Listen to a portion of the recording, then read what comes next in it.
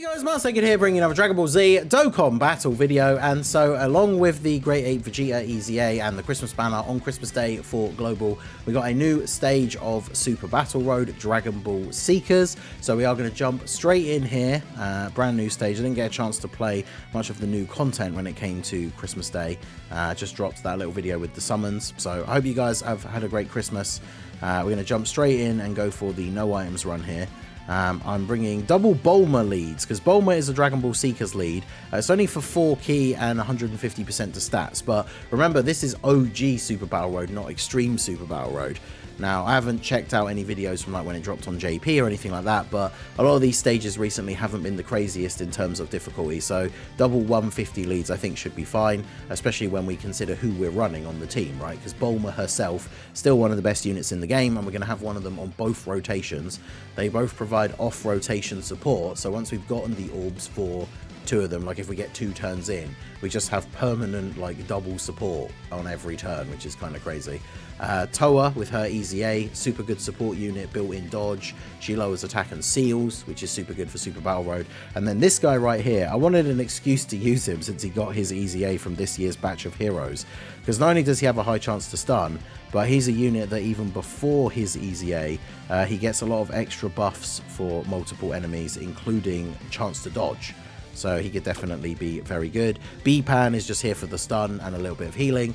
And then we have Yamcha, who is a super class support unit. So it's not going to help out the Toa or the Dabura, but he needs a Peppy Gal ally on rotation to get his full buffs. And we're going to have a Bulma on both turns. And then obviously Kid Goku can provide damage reduction to the rest of the team. So we're just going to go ahead and jump straight in. This is legitimately the first attempt of the stage, so we'll see how this goes in terms of whether we can get this clear with the no items in one try. We've got Bulma on both rotations straight away, so that's already obviously very, very good. Now, do I want to... Let's keep you on rotation just because of the Dabura coming up on the next turn, because then we can get some nice extra support. So we'll go for... Let's go for taking out Bulma first. Bulma versus Bulma. And then we'll get the seal, or the seal, yeah, the seal and the attack lower on you. And then we'll go for, since you're physical anyway, so you won't do much damage to B-Pan. B-Pan is like by far the oldest unit on the team. But I can't imagine that she's going to be super disadvantaged. I mean, if she takes a super attack, I suppose like she could take a decent amount of damage, but I don't imagine that she's going to be in a situation where she gets one shot. Well, I don't know. Like I say, I don't really know how hard these guys are going to hit, but considering the damage that we're doing already, I don't think we're going to be in too much trouble here, but we'll see how we go. So B-Pan, yeah, obviously she's not doing a lot of damage. Well, she takes 57k from a normal from that Goku. Maybe she is going to be a bit of a liability on the team. Let's see. Bulma, oh my god, look at all these orbs.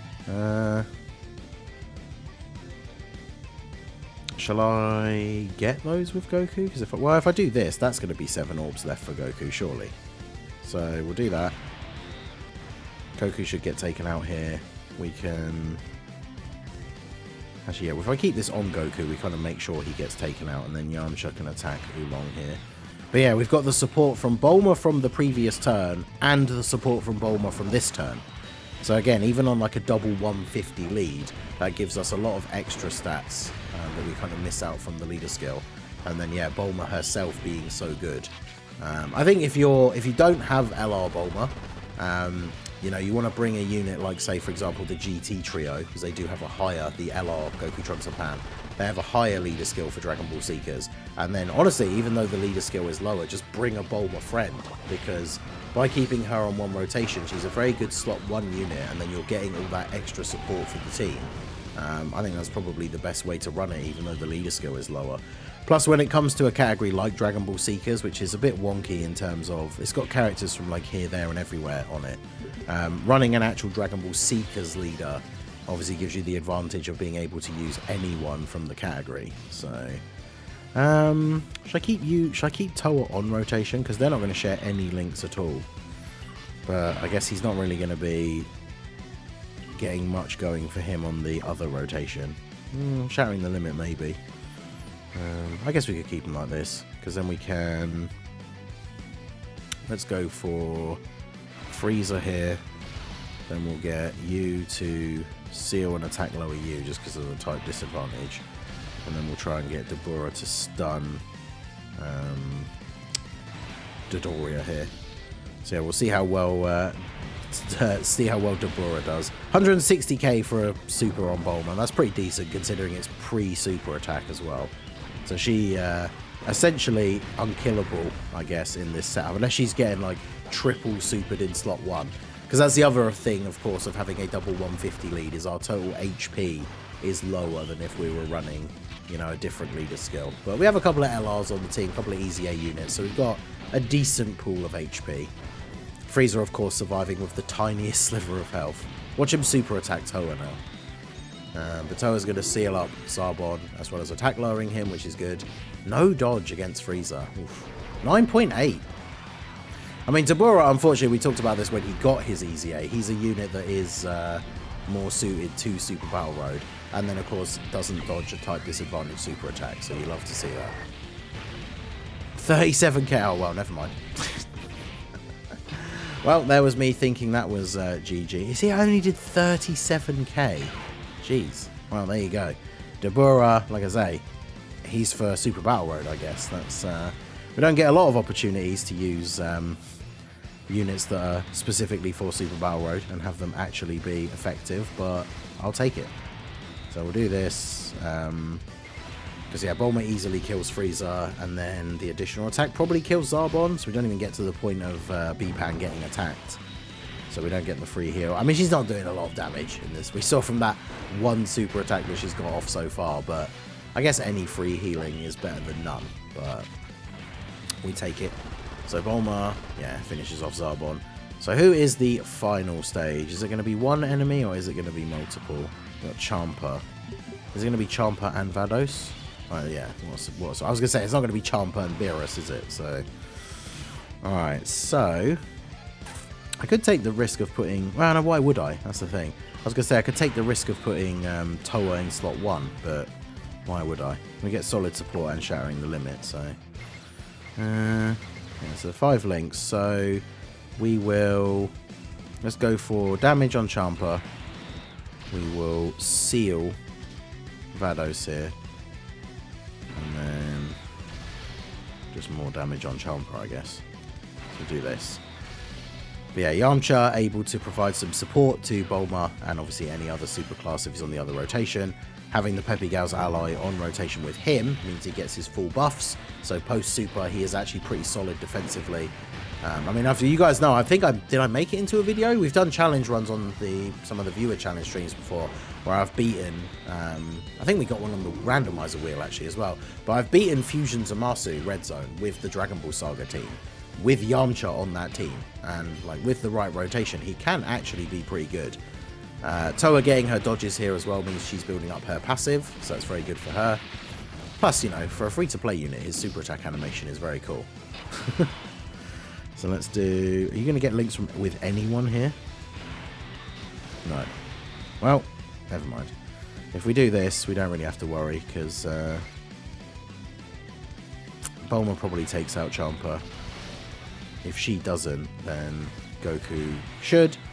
And then Deborah... How about we finish it off with a nice... Get a stun on Vados.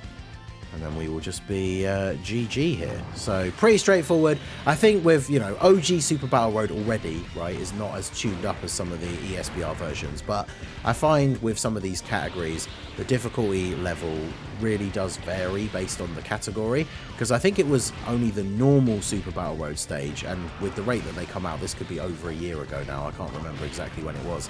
But there was one, it was either like Terrifying Conquerors, Space Traveling Warriors, or Wicked Bloodline, one of the three, for a normal Super Battle Road stage was actually relatively tough compared to some of the other ones. Obviously not to say it was, you know, super difficult or anything, but compared to some of the other ones, it definitely felt like it was a little bit harder. Whereas something like this, where Dragon Ball Seekers is a much more limited category, it feels like they do make the difficulty a little bit lower for these ones. So I mean, there you go. First try. I genuinely thought when we took a type disadvantage super attack on Dabura in that second fight, it was going to be GG. But you can see with the damage that he took there, pretty straightforward. So that was with double 150 leads. Like I said, if you don't have LR Bulma, I would honestly say just run another Dragon Ball Seekers lead, like the LR GT trio if you have them, and then bring a Bulma friend, because that extra bit of support, the slot 1 capabilities, like the damage that she's doing, because just think, like,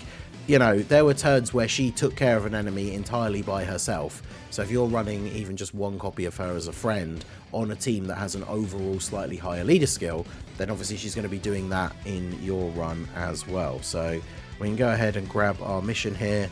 We are, of course, now collecting the pieces of this support memory for androids or earthlings. Going to be a while till we get all of that sorted, but... And then what's the normal Super Battle Road rewards? Do I have any good things left in these? I've been saving the Extreme Super Battle Road ones because they updated the reward pool a little while ago to add in a bunch of extra like stamina and box space, but because they hadn't added any for ages, I'd been using all of these, and then when they added a bunch more, I didn't have any left, so I had to wait until as new stages dropped to be able to buy them.